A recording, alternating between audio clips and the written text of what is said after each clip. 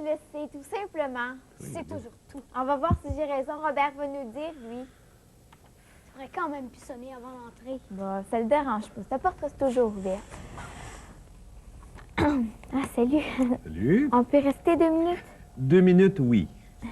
Ce sera pas long. Dès que tu vas dire que j'ai raison, on s'en va. C'est à moi qui va te dire, tu vas voir. Bon. Oh, on arrête. Bon, de toute évidence, vous n'êtes pas d'accord. On va commencer par aller s'asseoir. Tranquillement. Allez-y, après vous. Puis là, ensuite, vous allez me dire ce qui va pas. Bon, maintenant, vous allez me dire pourquoi vous vous disputez. C'est à cause des satellites. Des satellites. Sylvie prétend qu'un satellite est une arme de combat qu'on utilise pour la guerre et qui contient les bombes atomiques. Ah oui? Ben, c'est ça, un satellite, hein, Robert? OK. François, maintenant, pour toi, c'est quoi un satellite? Lui, c'est une espèce d'engin spatial rempli d'extraterrestres comme une soucoupe volante. C'est ça aussi, hein, Robert? Est-ce que je peux savoir pourquoi vous vous intéressez aux satellites? Ben, on a lu un article dans le journal qui parle des satellites. Ah bon, est-ce qu'il est long, cet article-là? Non, un bas de page. Peux-tu me le lire? Un satellite s'est écrasé hier en territoire soviétique. L'engin n'a cependant fait aucun dégât car il est tombé dans un endroit désert au nord de la Sibérie. Les autorités scientifiques ignorent la raison du décrochage de ce satellite. Cependant, on sait déjà que ce satellite avait depuis longtemps terminé sa mission dans l'espace. Toutefois, en Union soviétique, l'accident met sur le tapis l'épineuse question de la récupération des satellites hors d'usage. Et c'est à partir de cet article-là que vous vous entendez pas. C'est clair qu'un satellite, ça sert à la guerre. On parle de mission dans l'article. Si c'était une bombe, comme tu dis, tout aurait explosé autour. Mais oui, les Soviétiques ne veulent pas dire tout ce qui s'est passé. Facile à dire. Bon, François, est-ce que quelque part dans l'article, on fait mention des extraterrestres? On parle jamais des extraterrestres dans les journaux. Pour pas faire peur au monde. Ah oui, OK. C'est moi qui ai raison, hein, Robert? Non. Non, Sylvie, t'as pas... Ben, pas plus que François, d'ailleurs. Comment ça? Écoutez, je vais vous expliquer ce que c'est qu'un satellite. On va prendre un exemple simple, là. Sylvie, tu veux aller chercher des verres dans la cuisinette, s'il te plaît? Ah, tu nous offres un jus? Non. C'est pour mon exemple. De toute façon, j'ai pas fait mon épicerie, je ne peux rien vous offrir. J'aurais besoin de 4 verres, s'il te plaît. François, tu peux-tu m'amener 2 tasses? Oui. Bon, j'ai besoin de ça. Et j'aurais besoin de... Ah, oui, voilà.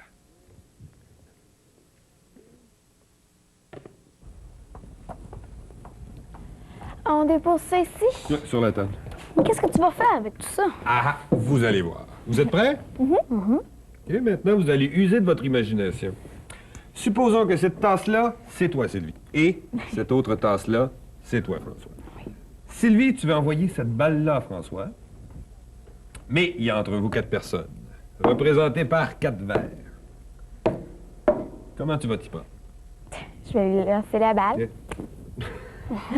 OK, c'est logique, c'est une solution, mais il y en a d'autres. Ah oui? Je peux aller lui porter tout simplement en contournant les 4 personnes. Oui, mais c'est plus long. On peut aussi faire rouler la balle d'une personne à l'autre. Mais la balle se rendra pas. Est-ce que tu as une autre solution à ça? Oui, on peut creuser un trou, faire passer la balle par un tunnel souterrain.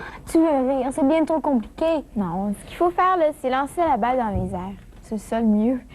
Ben, c'est exactement ce que les scientifiques ont conclu avant de décider d'inventer les satellites. Je vois pas le rapport. Moi non plus. OK, on va prendre un autre exemple.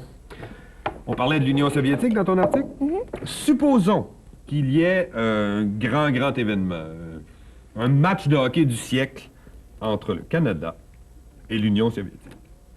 Le match est retransmis autant au Canada qu'en URSS, donc les Soviétiques veulent envoyer des images vers le Canada. Comment est-ce qu'ils vont s'y prendre?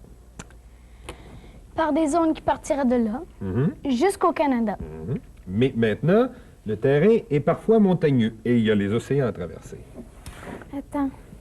J'ai déjà vu ça quelque part. Ah oui, on utilisait des câbles souterrains pour transmettre des informations. Oui, mais là, il s'agit d'images. Et puis, comme pour le code de notre balle dans le souterrain, c'est beaucoup plus compliqué. On n'est quand même pas pour lancer les images en l'air. Mais pourquoi pas? On va installer un satellite. Mais c'est pas dans les airs, c'est dans l'espace. Bon, OK, t'as raison. Techniquement, tu as raison. On va l'envoyer dans l'espace, loin de la Terre. Et là, l'URSS va envoyer des images sous forme d'ondes jusqu'au satellite, et le satellite va les retransmettre jusqu'au Canada. La voie de l'espace va devenir le chemin le plus simple, comme la voie des airs l'était pour notre balle, par exemple.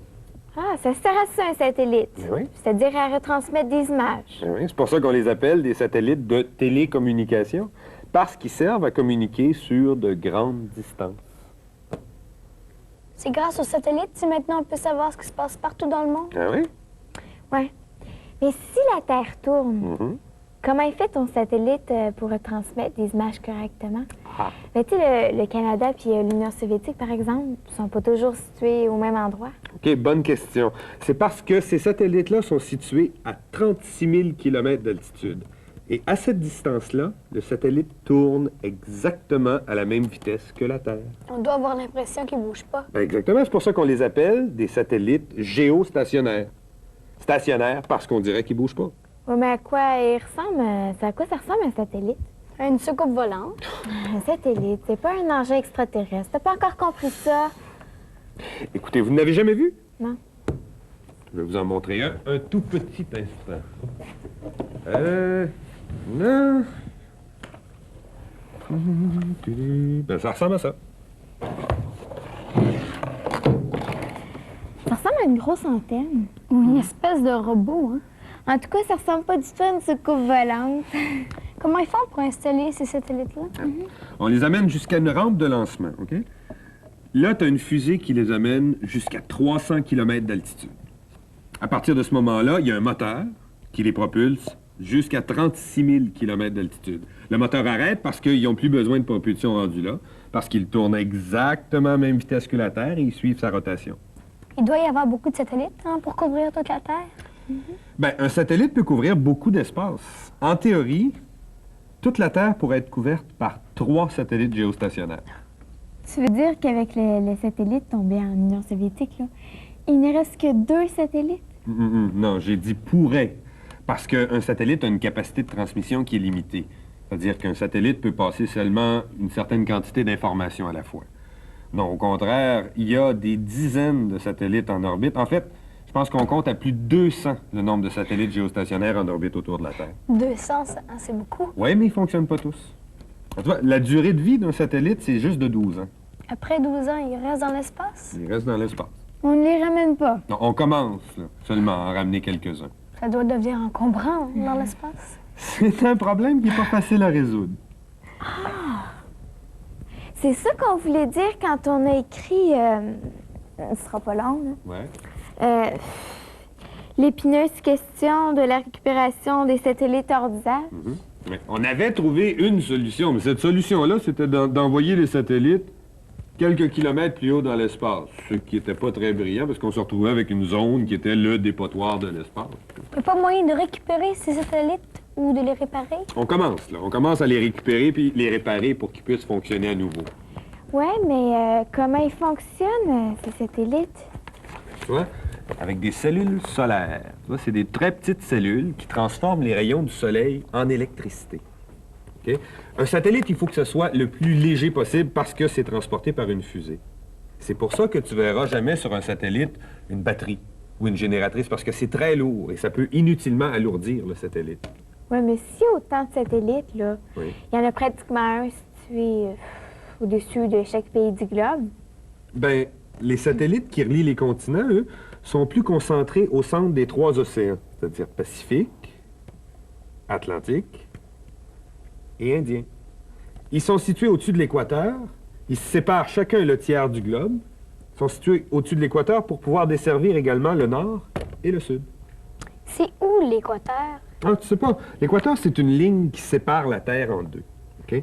C'est juste ici. En fait, nos satellites peuvent se trouver ici, ici, et puis ici.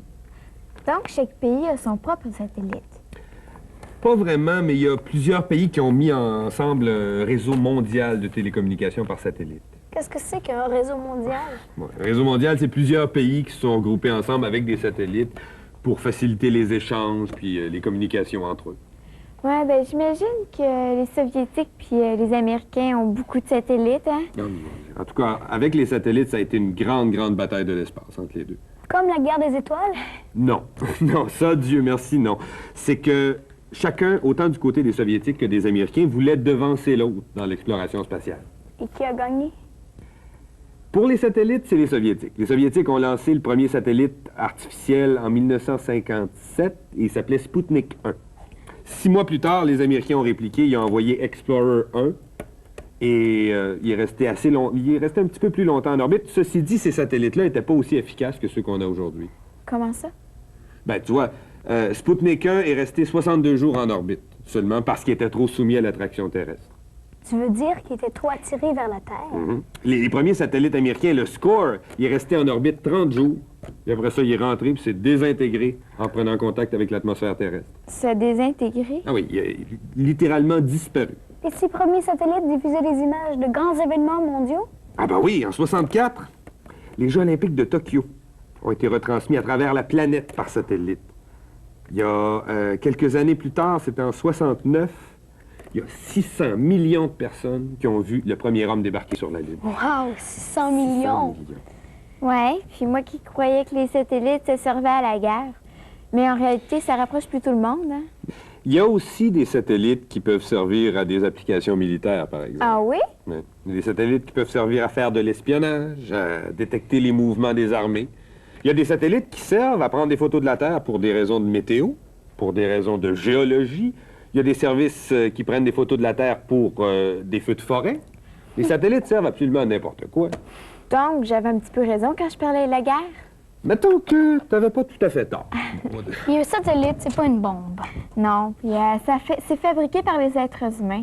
Puis ça n'appartient pas aux extraterrestres. Bon, vous allez quand même pas recommencer, hein? D'ailleurs, je trouve que votre 2 minutes a duré assez longtemps, là. Bon, OK, on s'en va. Au moins maintenant, c'est quoi un satellite? Salut Robert! Salut. Merci! Ça fait plaisir.